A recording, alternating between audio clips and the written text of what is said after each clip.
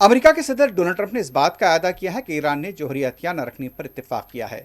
انہوں نے خبردار کیا اگر اس راستے پر واپسی کی کوئی بھی کوشش کی گئی تو اس کے نتیجے میں نئی مشکلات پیدا ہو سکتی ہیں۔ ٹرمپ نے کہا ایرانیوں نے حالیہ مفاہمت کے تحت جوہری ہتھیار نہ بنانے کی حامی بھری ہے۔ انہوں نے مزید کہا کہ اگر ایران کو مشکلات چاہیے تو وہ جوہری ہتھیاروں کے حصول کی کوشش کر سکتا ہے۔ امریکی صدر ڈونلڈ ٹرمپ کا کہنا تھا کہ انہوں نے ایران کو گھٹنوں پر لا کھڑا کیا ہے، وہ گرنے ہی والا ہے۔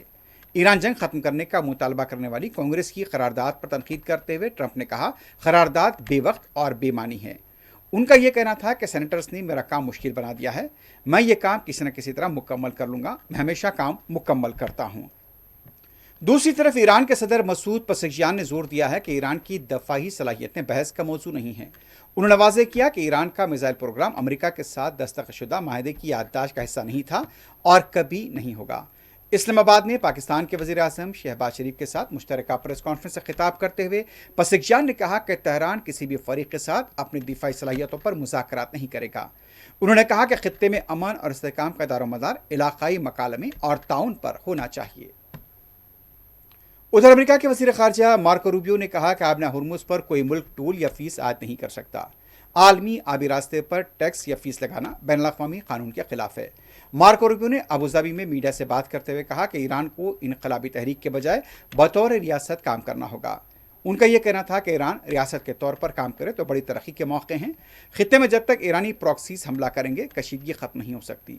امریکی وزیر خارجہ کا کہنا تھا کہ عراق سے میزائل اور ڈرون حملے علاقائی امن کے لیے خطرہ ہیں۔ عراق میں بھی حماس حزب اللہ جیسے گروہ دہشت گردی میں ملوث ہیں۔ امریکہ ایران بات چیت میں یہ موضوع بھی جلد زیر بحث آئے گا۔ ان کا مزید کہنا تھا کہ خطے کے تمام ممالک امریکہ کے موقف سے اتفاق کرتے ہیں۔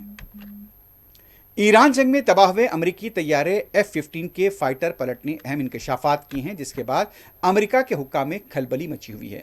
فائٹر پائلٹ کا کہنا تھا کہ نشانہ بننے سے پہلے دیکھا کہ بہت سارے ایرانی ڈرونز نے جیلی فش کی فارمیشن بنائی ہوئی ہے، جیسے کہ فضا میں ڈرونز کی بارودی سرنگ تھی۔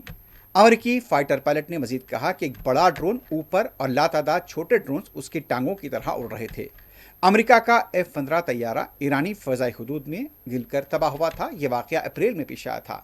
طیارے کے دونوں پائلٹس نے ایجیکٹ کیا تھا، جنہیں بعد میں امریکی فوج نے اسپیشل آپریشن کر کے ریسکیو کیا تھا۔